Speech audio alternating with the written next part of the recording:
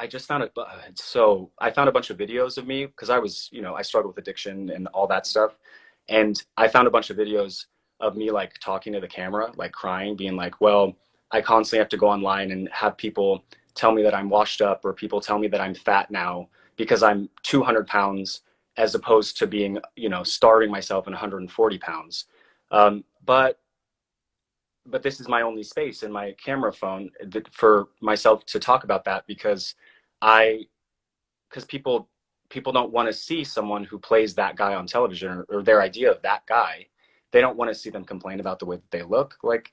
And at the same time, I just was so emotional about this situation, because it's like, it doesn't matter who you are. You don't want to go online and have people freaking commenting about the way you look all the time, and then, or people making fun of you for being in the middle of a complete breakdown and a mental breakdown.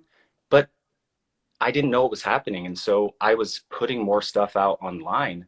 In a way, it was a total cry for help, which I realize now, being, years sober, like multiple years sober. But body image is something I definitely still and probably will struggle with. I think it's really just insecurities that we all have. And I really hope it changes a lot, the way that beauty standards are in the gay community, and the way that we treat each other in the community, and who's accepted and who's not accepted. Um, I do see that changing slowly. I mean, we could let's get to going, everyone. But yeah, body image is still something that I'm happy to see you talk about it, because I was one of those people that looked at you and I was like, motherfucker. I was like, are you kidding me? Like, why? At first I was like, how do I look like that? I'm short. Um, I'm not like alpha enough. But then I obviously, getting to know you, I was like, oh, he's like super caring and sensitive, and there's more to you than that. Then you started a production company, you're directing movies, and you know, but Interesting though, because for a it long was a long ass ramble. I'm sorry. no, it's not, but it's true. But I think, I was, and I'm sure you've been reduced to the way that you look. Quite a few. It's yeah, it's like that's all you're worth. I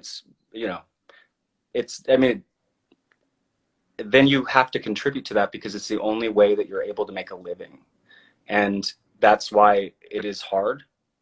It's hard. Like, I'm sorry, like people, it, it's not fun to hear, but I think that's part of the conversation is, I think that it doesn't matter what who you are. Part of the undefining of all of this stuff is for it to be okay, for it to be hard, no matter what you look like and what exactly. privileges that you have, so long as that we're just understanding that as men, it's never going to be as hard as it is on women. Or like trans women, black trans women, or just like anyone, minorities. Like, that's the thing, is like, it's never going to be that hard.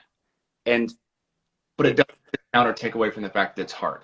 And that's no, it doesn't take away from it, but but still, it's like, you have to kind of step back and go, okay, I'm feeling this way. It could be a lot worse. So I have to be respectful of my privilege. And I also have to be respectful of, like, okay, if there is a way to give opportunity or make room and make space, you need, you yeah. have to do that, because yeah. What's kind of helped me is, because we also can't create a culture where it's not okay for not okay to feel based on Yeah. what your quote unquote level of privilege is. But what I've learned for me is that the more insecure I have been in my body, and the more that I've talked about it, the more empathy and compassion I have for others, for women, for the trans folks, right? For the way that Yeah. we fight and sexualized so many others. And if anything, it's The- great. And what it does is kind of like, it gives you a little bit of if you're open to tapping into that, it gives you a little bit of superpower, in the sense that you're able to actually see, oh, I can see yeah.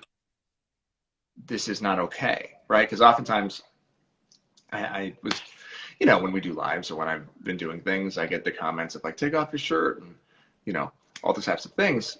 And Yeah. well, like, I get it.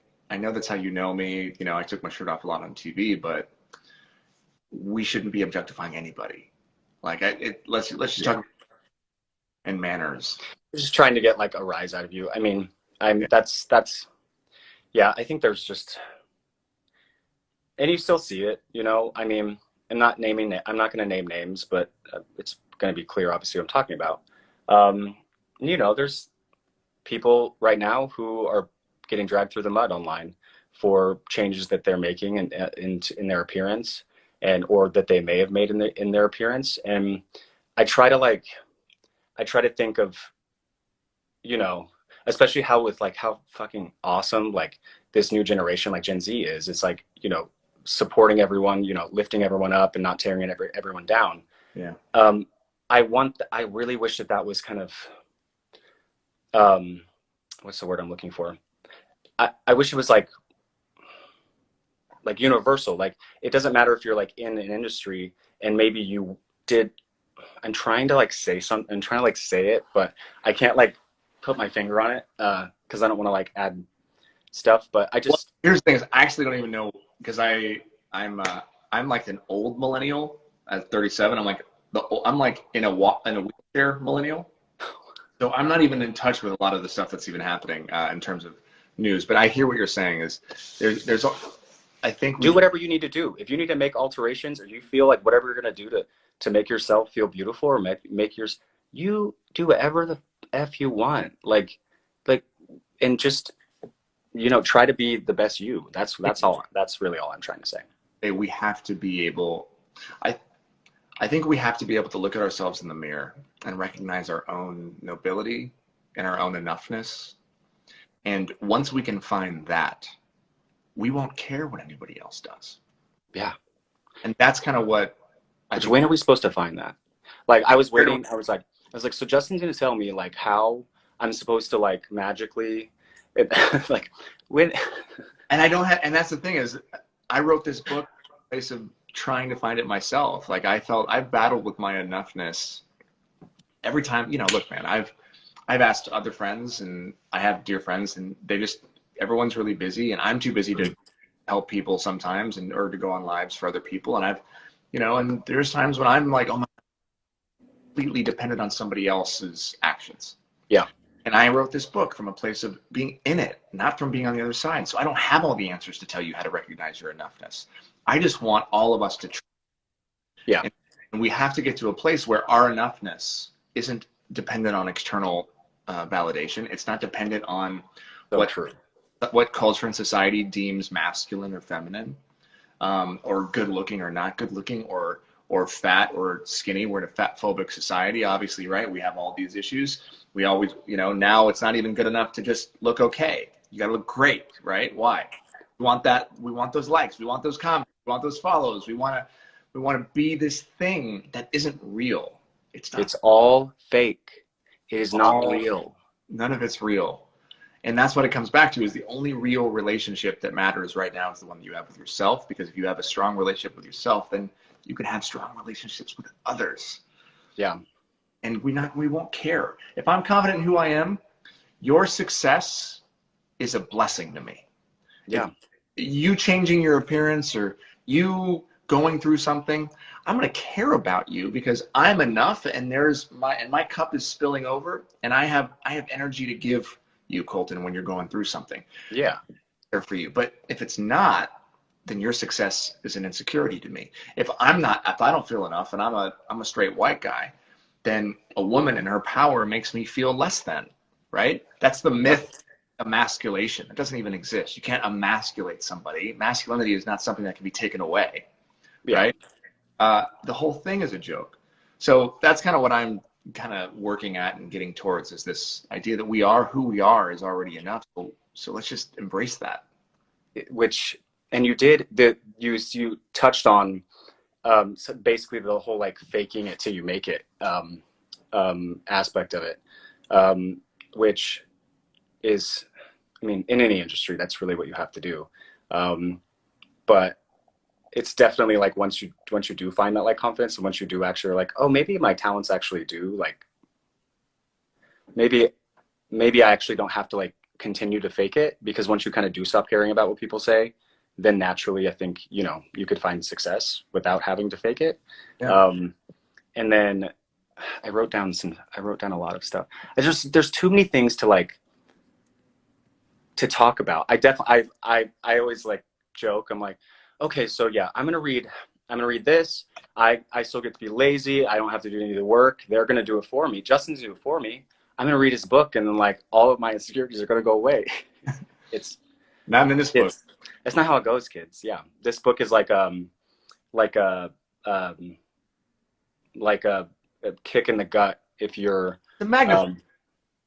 which is it is extremely helpful that you do feel pain and you do kind of turn the mirror on yourself when you're reading this book, because that's what you did. And putting myself in your shoes while I was reading it, I think that's what everyone should do, is which is what you even talked about it. You said, by me, you know, bringing up all of the things that I've done or my insecurities, hopefully this will help other people that are. And it is relatable, not just to men, but to you know, to everyone, I think.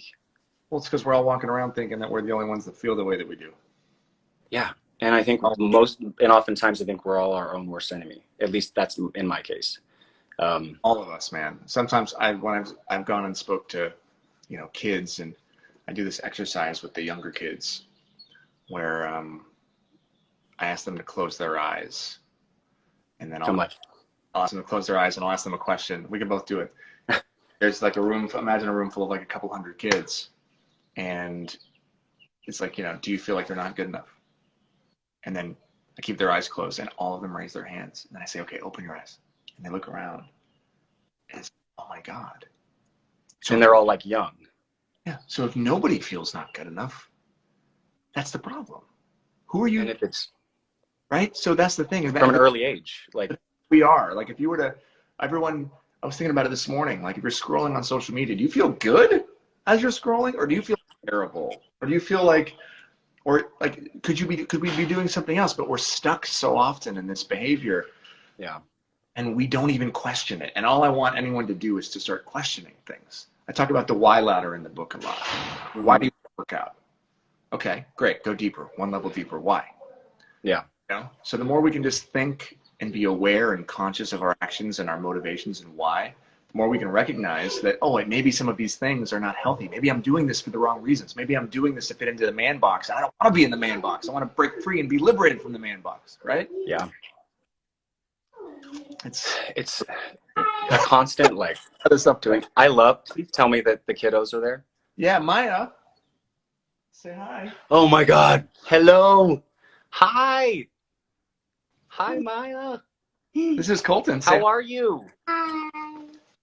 How are you doing? Good. Do you God. Hey, do you want to teach Colton? You look just like your mom. Do you want to teach Colton what you say every night, so maybe that can help him? Please, because I need, like, yeah, I think it would help me. I think that would help him. Do you want to teach him? The strongest muscle. No. No. Please, please. Whole body is my heart. I love my body, my mind, my heart, and my soul. Nope. Aw. And she says, I love God. And we say, I love God. Thank you, Maya. And then thank you. I'm enough. Right? I love myself now. I'm sorry. I love myself and I'm enough. Can you say bye? No. She's like, Dad, you're saying it wrong. No. What? Everyone's home. Daddy's moving out to another place. Oh my God. Hi. Hi guys. Hello. Hey. How are you? Say hi. Wow. It's the full family there. It's a full family. But dude, it's so good to talk to you and so good to see you, and I so appreciate you taking the time out. I appreciate you taking the years that it's taken for you to like come up with the book is something I honestly think like everyone watching, if you haven't read it, you have to get it because it's helpful for everyone, but also the work you've been doing and continuing to kind of dive deeper and showing that and being vulnerable. I think it's super, super incredible. And I'm so thankful for you. And I think we all could really stand to do a lot more of that. So you're doing that, man. You're doing that same. I'm excited I'm trucking along. I'm excited for all the stuff that you have coming out that we can't talk about, and yeah, it's Well, gonna be but it'll be, yeah, hopefully, yeah, maybe we'll do this again. yeah. So okay, for anyone asking, my book is Man Enough: Undefining My Masculinity. It's out now. You can get it anywhere books are sold. The audiobook is incredible. The sound of Justin's voice, soothing. Um, Feel yeah. free to listen to the audiobook. Absolutely. And people have so many. Colton, you look so handsome. I agree. Oh my God. You guys stop, please. Like, please stop. By the way, I do the exact same thing oftentimes. I don't. Yeah. It helps to like not hear the negative shit that I just tell myself all day. So, You know but what? I'll tell you something that my wife tells me. So yeah, my wife will, and you'll read this in chapter 2, but my wife says, I read it. "Be nice to my husband." Oh, That's what she says to me. Be nice to my husband. yeah. So I'm going to tell you the same thing. Be nice to my friend. Be nice to my friend, Colton. I'm gonna tell people be nice to my. I'm gonna tell people be nice to my husband, Justin. I mean, my. Sorry, that's all I heard from it. But we can talk. We don't need to talk about that. I love you. I adore you. Thank I you love you for too. being part of my Man. This I can't go on. I can't do a Man Enough book tour, so I've reached out to my friends. And thank you for being there for me and wanting to have this conversation. Because even if there's one person,